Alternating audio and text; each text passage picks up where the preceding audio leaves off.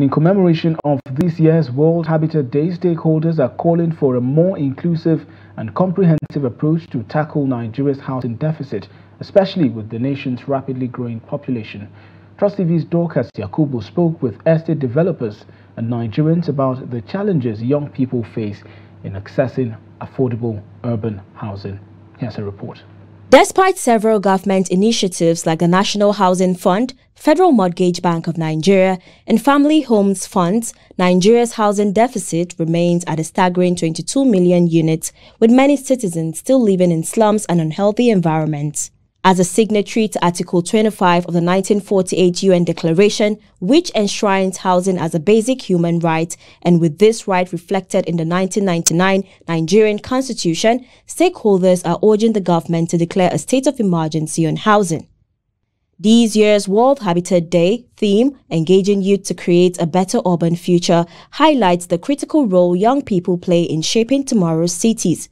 With rapid urbanization, UN Habitat predicts that by 2030, 60% of urban residents will be under 18, especially in Africa and Asia. This makes it crucial to factor youth needs in urban planning. In Nigeria's capital, Abuja, residents express varying views on the housing crisis and its impact on the country's future. In Nigeria, you see estates that have up to 200 buildings, 300. Out of those numbers, maybe about 5 of them is being habited by human beings. Others are reptiles. And builder doesn't consider that it's money they use in building this.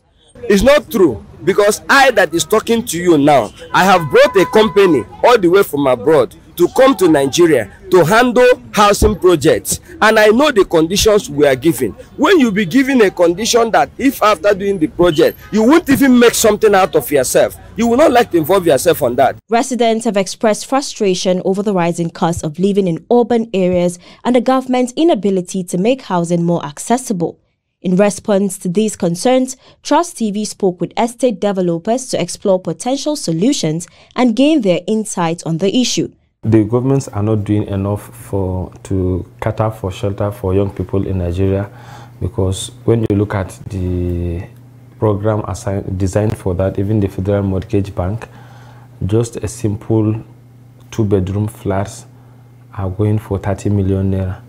And when you look at the income of an average person in the country, you see that they are not earning up to close to 5 million naira in a year. When it comes to mortgage in Nigeria, a lot of people feel the only people who are advantaged to accessing mortgage are only civil servants, which is not quite correct. A developer says it's critical for youths to get involved in the conversations and actions that will determine the future of cities. As a young person, so long as you can earn a decent income, whether as a business owner, whether as an employee in the private sector, or whether as a civil servant, the first thing you begin to think about is, I need to own a house.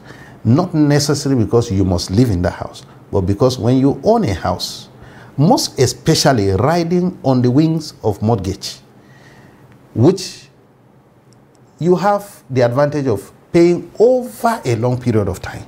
In May 2024, no fewer than 86 illegal squatters were evicted from makeshift apartments on the Dolphin Bridge in Ikoyi, where they had been paying 250,000 naira annually for their spaces.